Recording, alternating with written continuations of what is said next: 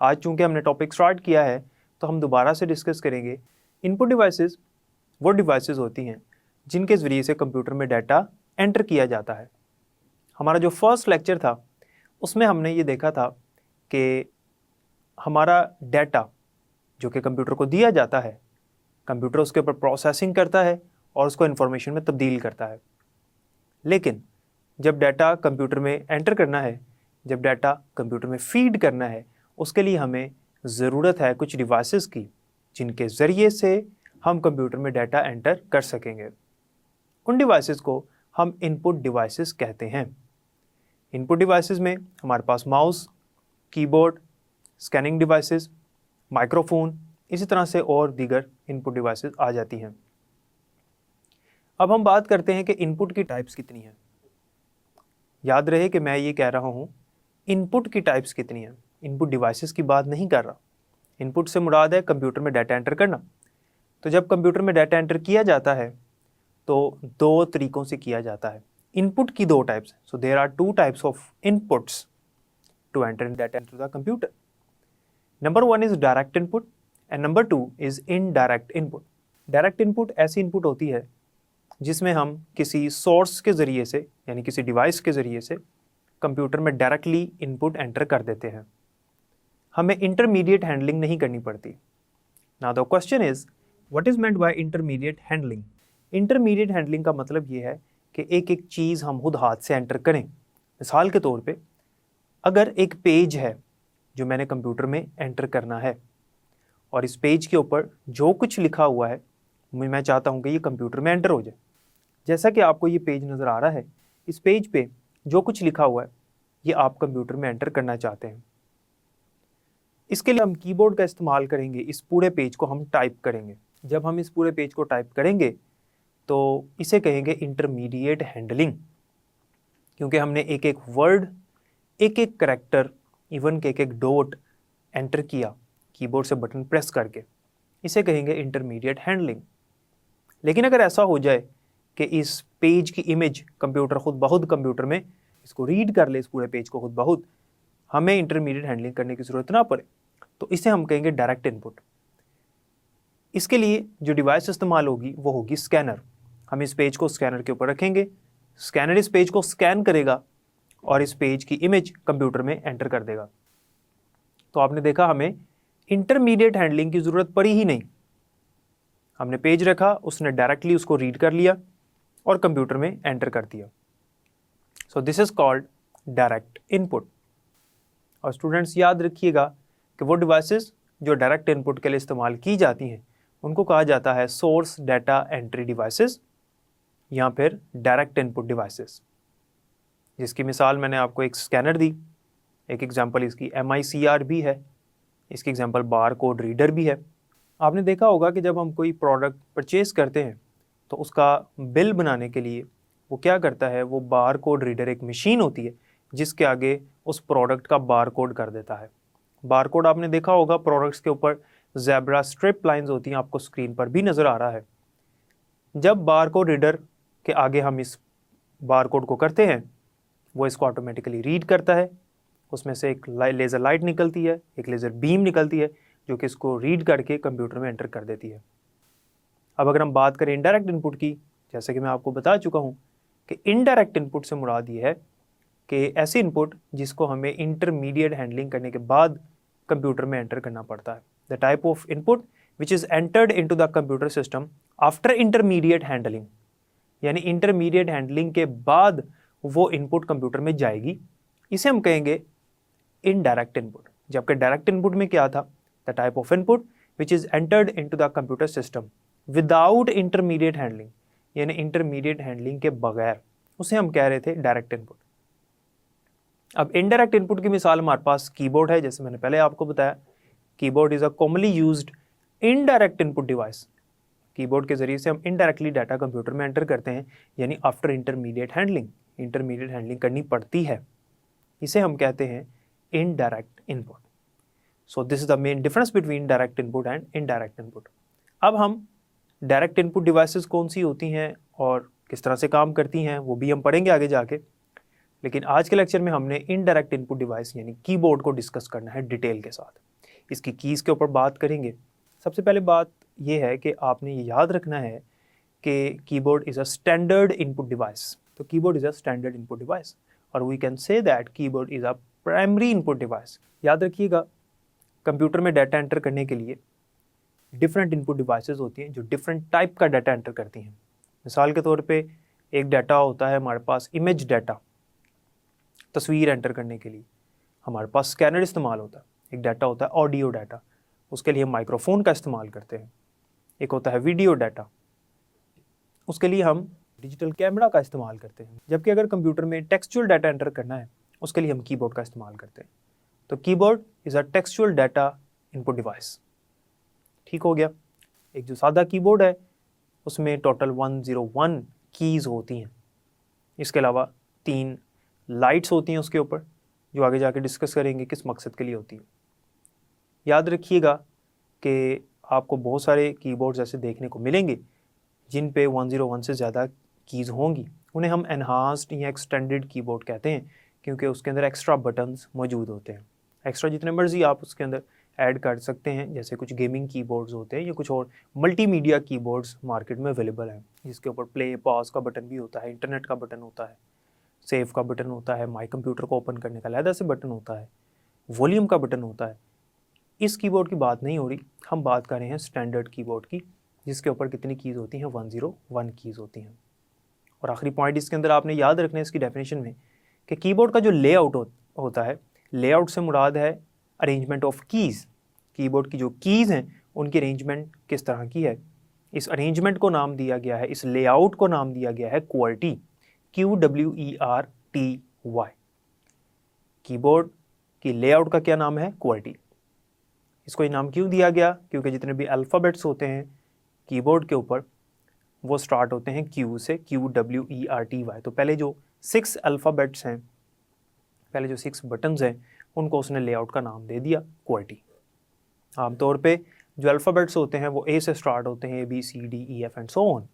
लेकिन कीबोर्ड के ऊपर जो बटन्स हैं, अल्फ़ाबेटिक कीज़ हैं, वो Q से स्टार्ट होती हैं, कुछ इस तरह से QWERTY।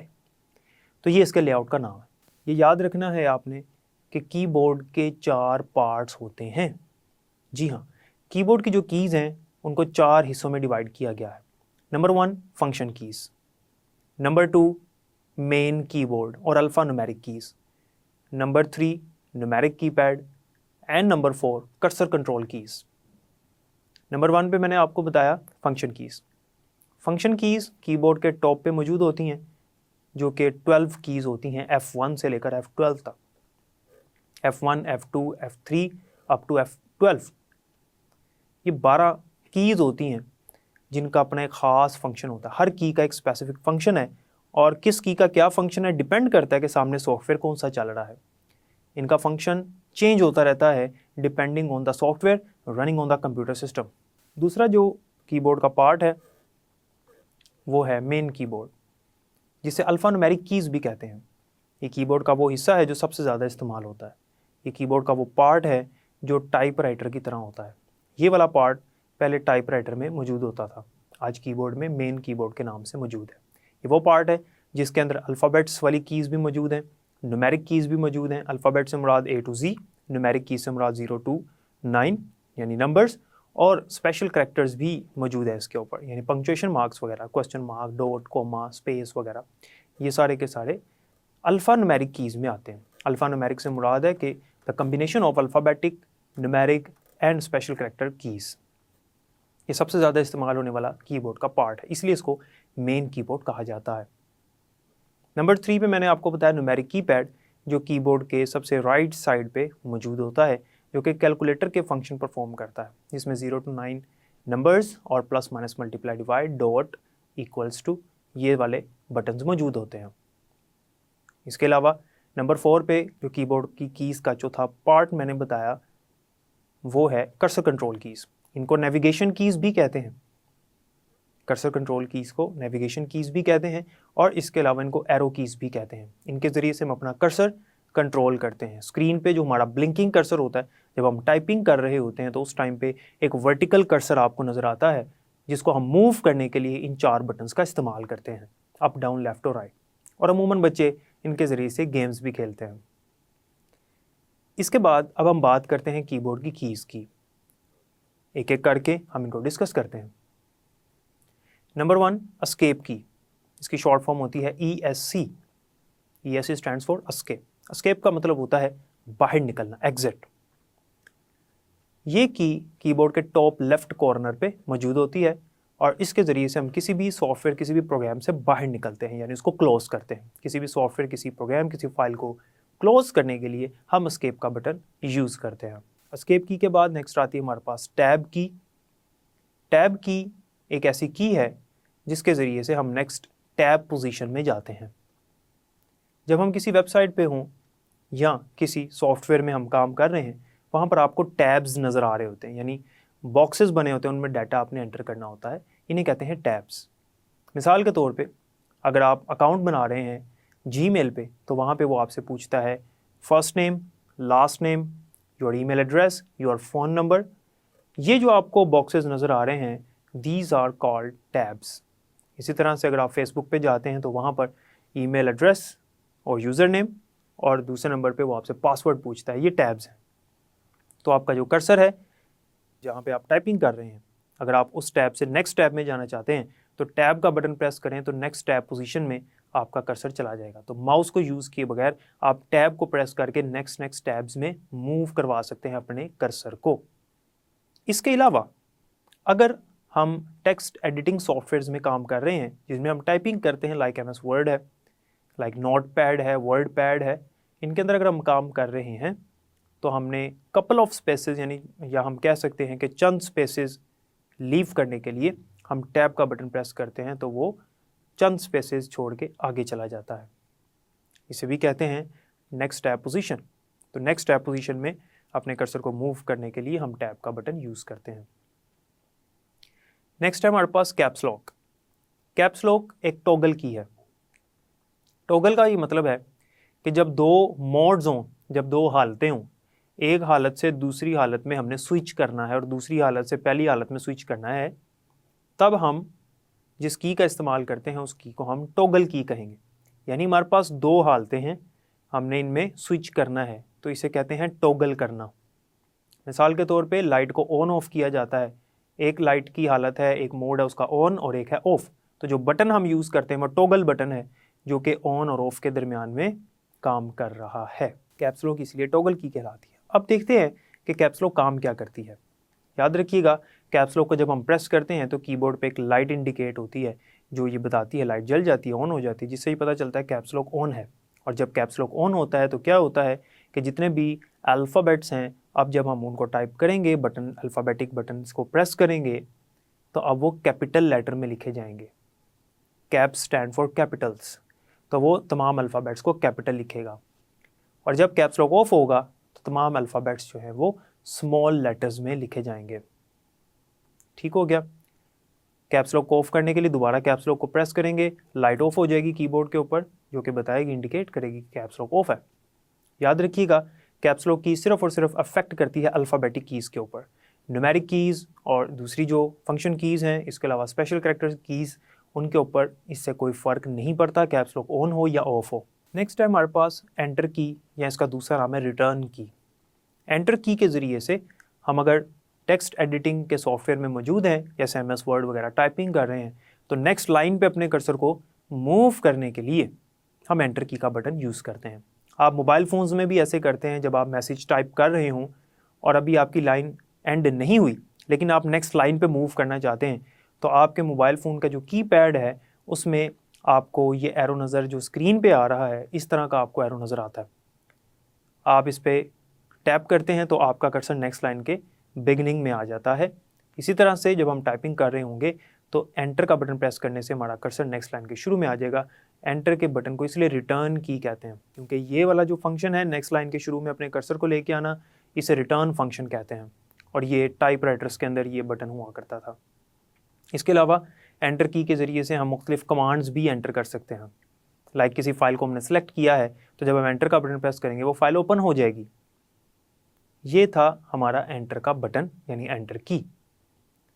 एंटर की के बाद नेक्स्ट है हमारे पास शिफ्ट की। स्टूडेंट्स, शिफ्ट की के ज़रिए से हम जितने भी अल्फ़ाबेट्स हैं उनको अपर केस लेटर्स में लिख सकते हैं। शिफ्ट की को प्रेस करके रखना पड़ता है, कैप्स लॉक की तरह नहीं है। कैप्स लॉक को एक दफ़ा प्रेस कर दिया, कैप्स लॉक ऑन हो गया, लेकिन शिफ्ट की को आप प्रेस करके रखेंगे और उसके साथ जब अल्फ़ाबेट्स लिखेंगे तो अल्फ़ाबेट्स टाइप करेंगे तो स्क्रीन पे वो कैपिटल लेटर्स में लिखे जाएंगे। इसके अलावा शिफ्ट की को अगर हम प्रेस करके रखें तो जो बाकी बटन्स हैं उनके जो अपर फंक्शंस हैं, अपर फंक्शन से मुराद है, जैसे आपको स्क्रीन पे ये बटन नज़र आ रहे हैं, मिसाल के तौर पे 1 का बटन है, इसके ऊपर एक्सक्लेमेशन साइन आपको नज़र आ रहा है। अगर हम सिंपली 1 का बटन प्रेस करेंगे तो 1 टाइप होगा, लेकिन अगर शिफ्ट का बटन प्रेस करके रखें इसके कम्बिनेशन के साथ, अगर हम 1 का बटन प्रेस करें तो 1 नहीं बल्कि एक्सक्लेमेशन साइन स्क्रीन पर नज़र आएगा। तो इस तरह से शिफ्ट के ज़रिए से जो आपको कीबोर्ड पे बटन्स नज़र आ रहे होते हैं, कीज़ नज़र आ रही होती हैं जिनके दो फंक्शंस हैं, तो जो अपर फंक्शन है उसका, यानी दूसरा जो उसका फंक्शन है सेकंड फंक्शन, उसके लिए हम शिफ्ट का इस्तेमाल करते हैं। तो शिफ्ट को प्रेस करके रखें और वो बटन प्रेस करें तो उसका दूसरा फंक्शन परफॉर्म होगा। नेक्स्ट हमारे पास कंट्रोल की है। कंट्रोल की ऐसी की होती है जिसको हम दूसरी कीज़ के कम्बिनेशन के साथ इस्तेमाल करते हैं, और कंट्रोल की के ज़रिए से हम शॉर्टकट कीज़ बनाते हैं। मिसाल के तौर पे अगर हम Ctrl+S करें तो ये सेव के लिए इस्तेमाल होती है, Ctrl+N से न्यू के लिए। इसके अलावा ऑल्ट की होती है जिसकी फुल फॉर्म होती है अल्टरनेट। इस की को भी दूसरी कीज़ के कम्बिनेशन के साथ शॉर्टकट की के लिए इस्तेमाल किया जाता है, और अमूमन इसको शिफ्ट और कंट्रोल के साथ इस्तेमाल किया जाता है। स्टूडेंट्स, नेक्स्ट 2 कीज़ हैं जो कि एक दूसरे के ऑपोजिट काम करती हैं, जिनमें एक आती है हमारे पास डेल की और एक आती है हमारे पास बैक स्पेस की। स्टूडेंट्स, डेल की जो है इसके ज़रिए से जब हम टेक्स्ट एडिटिंग कर रहे होते हैं तो हम अपने कर्सर के राइट साइड पे, जो हमारा ब्लिंकिंग कर्सर है उसके राइट साइड पे एक करैक्टर हमने डिलीट करना है। यानी जब हम टाइपिंग कर रहे हैं हमारा कर्सर जो है उसके राइट साइड पे एक करैक्टर को डिलीट करने के लिए हम डेल की का बटन यूज़ करते हैं, जबकि कर्सर के लेफ़्ट साइड पे एक सिंगल करैक्टर को डिलीट करने के लिए हम बैक स्पेस का बटन यूज़ करते हैं। तो ये MCQ भी है बोर्ड का और बहुत इंपॉर्टेंट है। तो ये हमने कीबोर्ड की कीज़ आज डिस्कस की हैं। कुछ रिमेनिंग कीबोर्ड की कीज़ हम नेक्स्ट लेक्चर में डिस्कस करेंगे, और उसके साथ जो नेक्स्ट टॉपिक है वो भी स्टार्ट करेंगे। अल्लाह ताला आप सबका हामी नासिर हो। अपना ख्याल रखिएगा। अल्लाह।